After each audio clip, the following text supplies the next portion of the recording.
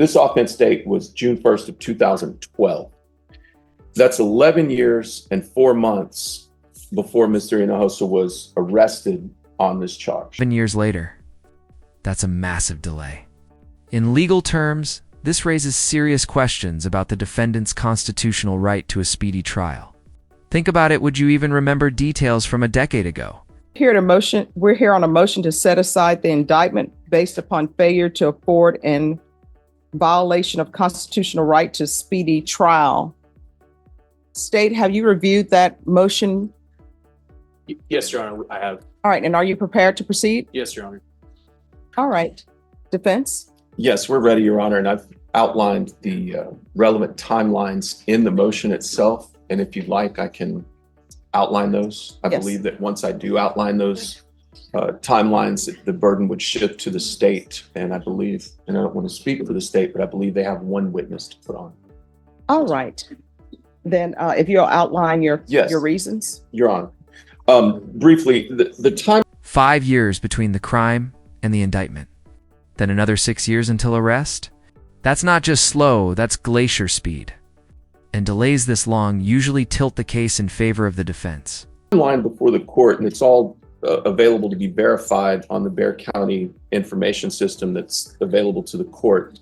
This offense date was June 1st of 2012. That's 11 years and 4 months before Mr. Hinojosa was arrested on this charge. If you look at those dates that are outlined, there are two relevant dates, both of them multiple years at a time. From the offense date to the action that the state took in August of 2017, that's a 5-year delay. Mm-hmm. From August of 17 until his arrest on this indictment is a 6-year and 2-month delay. And I'm not even including the 3 months between his arrest and today's date, which that's an additional 3 months. Your Honor, believe that the length of those delays taken together or even individually is so prejudicial that it affects our ability to put on a defense in this case in violation of the United States Constitution, confrontation clause and the Barker v. Wingo case, and as outlined in the motion, and also the Article 1, Section 10 of the Texas Constitution. I'm not sure what evidence the state has that can surmount those prejudicial delays, but that is the relevant timeline, Your Honor. All right, state. Your Honor, I have one witness and I have arguments. You want to hear from the witness first? Yes. Comes the witness, Deputy Alvarado. Pay close attention because her testimony is supposed to explain why this warrant took so long to serve. Spoiler alert, it won't make the state look good. Okay, Your Honor, state calls Deputy Angela Alvarado.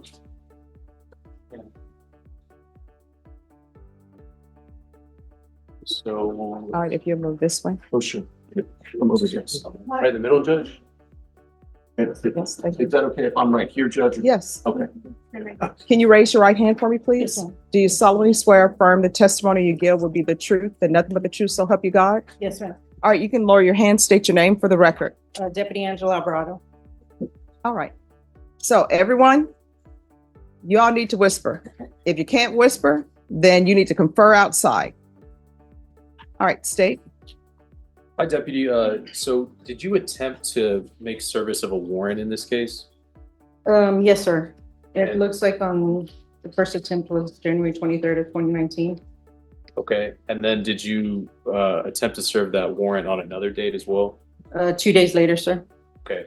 And so on January 23rd, 2019, where did you go to serve the warrant?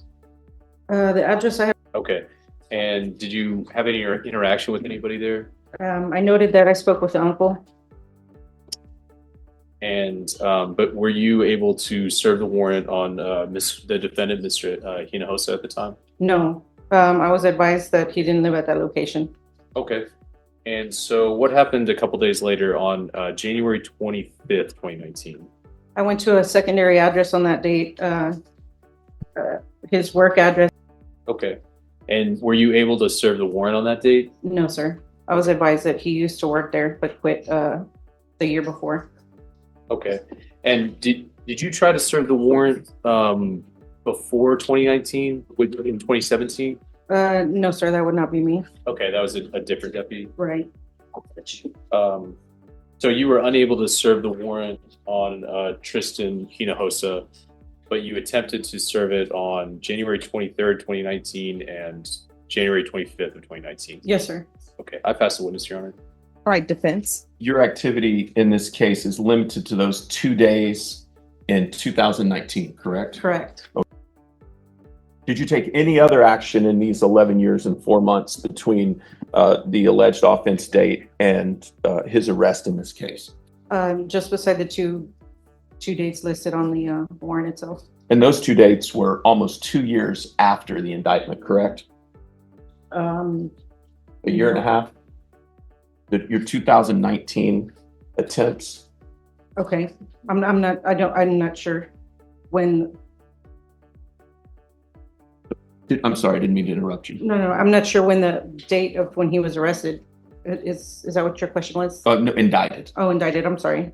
Okay. You're not sure of the No. date? No, sir. Pass the witness. No other questions, Your Honor? All right. Is this witness excused? Yes, Your Honor. All right, thank you. Thank you. Thank you. Defense? Uh, Now the defense brings up Barker v. Wingo, the landmark case for speedy trial rights. Basically, the courts weigh how long the delay was, why it happened, and whether it hurt the defendant's ability to defend themselves. And here, the delays look brutal. Sorry, state any further questions? I just have argument, Judge, at this. I'm sorry, any further witnesses? Oh, no, Your Honor. It's Monday for me. Yes, ma'am. All right, then the court will hear argument. Defense, it's your motion. Yes, Your Honor. If you look at the Barker v. Wingo factors as the courts apply them in the state of Texas, we need to look at the length of delay. I think in this case that all the parties can reasonably agree that is a tremendously long amount of time in this case, both between the alleged offense date and the indictment, and then between the indictment and when there was any activity on behalf of the state, whatever attempts those were in 2019, and then again between 2019 and the state's I just say weak attempts to find Mr. Hinojosa and 2023. Any of those taken individually are presumptively prejudicial, but taken together, it highlights the exact reason that these laws are on the books, Your Honor, and it prejudices Mr. Hinojosa's ability to put on a defense. I don't believe the state's efforts to show diligence in this case rise to the level of certainly. It can't overcome the negligence that's apparent from the file. And for that reason, we ask for you to grant our motion to set aside the indictment. All right. In your motion, it states that the case was dismissed July 28, 2017, and then re-indicted the same case on August 22nd, 2017. Why was it dismissed? From my research into the JE system, it looks like it was originally supposed to be a theft, and the statute of limitations would have run on the theft by the date that it was the case was received from law enforcement by the DA's office. It was initially dismissed as a theft, but then indicted as a misapplication of fiduciary responsibility, which is within the statute there, Judge. Okay. All right. State. Yes, Your Honor. So because the length of the delay was over a year, the Barker case says the court has to consider the other factors. So just a little bit more clarity on the cause of the delay. The case was indicted on August 22nd of 2017.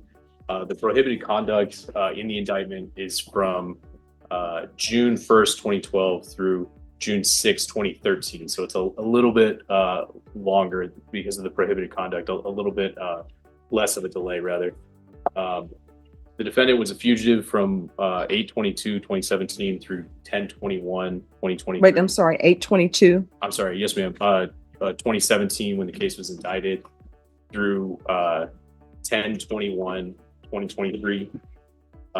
We believe that's when he turned himself in. Once the case, when he turned himself in, Judge. We heard testimony from Deputy Alvarado that BCSO tried to serve the warrant on January 23rd of 2019 and January 25th of 2019. I don't have a witness to support the previous service date that was in 2017, but I can't. Notice what the prosecutor just did. They're framing the defendant as a fugitive, suggesting he dodged the warrant. But here's the kicker. There's no solid evidence he even knew about it. That's a dangerous assumption. Can represent to the court. The notes from the MOCA system indicate that DCSO did attempt to serve the warrant in August 21st of 2017. So there were 3 different attempts to serve the warrant, Judge. The motion for speedy trial was not filed until November 30th of 2023. And the position of the state is that the defendant had not avoided service of the warrant 3 times. He would have been able to assert his right earlier. The defendant has to show that there was prejudice, Your Honor. Since it's over 4 years, the Barker case says that the court can assume there's prejudice. The state's contention is that the cause of the delay was the defendant's avoidance of the warrant. So I think the type of delay that the defense is claiming here is that their defense is impaired by this delay. But if the cause of the delay was the defendant's avoidance of the service, I think you shouldn't reward that, Your Honor.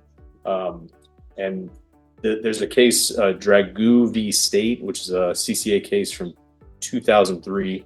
And the holding in that is that the defendant acquiesced in the delay by avoiding service to the subpoena judge. So that's the state's contention, Your Honor. All right. I see that you denied the motion. All right. And defense, it's your motion, so I'll give you a final argument. Well, just briefly, Your Honor, there's no evidence before the court that he avoided anything. There's no evidence before the court on reference to a 2017 attempt to serve a warrant according to notes. And I just, as an officer of the court, and I've spoken to Mr. Wilkins, he and I discussed that entry. And that entry into their MOCA system, as he described it, is problematic. So I'd ask the court not to consider that. And again, Your Honor, I think the characterization that he's avoided service is inaccurate. All right. And then the dates where they're saying he's a fugitive. I know sometimes people say fugitive, but nobody knows that there's a pending case. So for the dates, August 22nd, 2017 through October 21st, 2018, state when you said he was a fugitive, is that just a matter of there's a case in existence, either he knows about it or he doesn't know about it, thus he's a fugitive? Yes, ma'am. Okay. All right. Is there anything else from either side? No, ma'am. No, Your Honor. All right. So if you all will be back at 10:30, I'll let you know what my decision is. Thank you, sir. Thank you.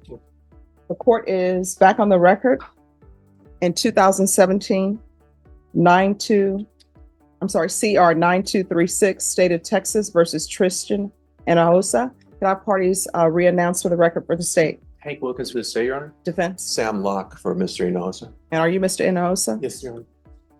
All right. So to both parties, I heard both parties' arguments. I always try to internalize everything.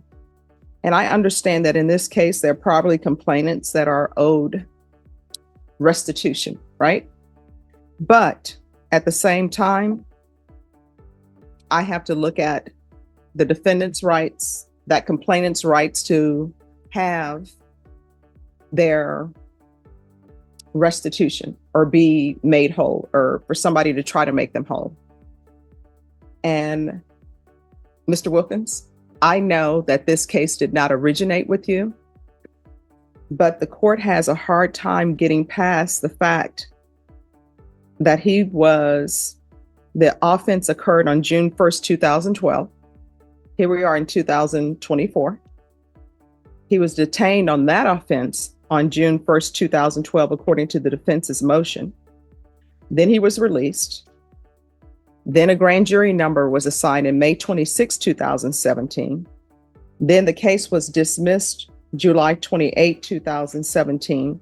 And I understand the reason for the dismissal was because potentially the statute of limitations had run on the specific offense But then he was re-indicted on August 22nd, 2017. And then the warrant was issued.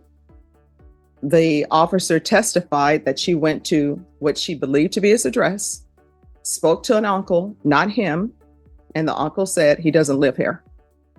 And it doesn't appear from... And there it is. The judge grants the motion. Case dismissed after more than a decade of legal limbo. This is the justice system reminding the state, if you wait too long, you lose your shot. Any witnesses that there was more investigation into his residence. Then the officer said she went to the employment and they said he doesn't work here. And then there seems to be no further investigation into his employment, which it's my belief, because I've had investigators do this before, it's easy to find where somebody's employed at. There's an entire system for people to look on the computer to find out where somebody has been employed. There's an entire system to look to find out where somebody, where their residence is. And she's saying that the uncle, she left a message for the uncle to get in touch with him, but I don't have any evidence before me that the uncle actually got in touch with him. So for those reasons and many other reasons, I am going to grant the defense's motion. Is there anything else? No, Your Honor. No, Your Honor. All right, thank you.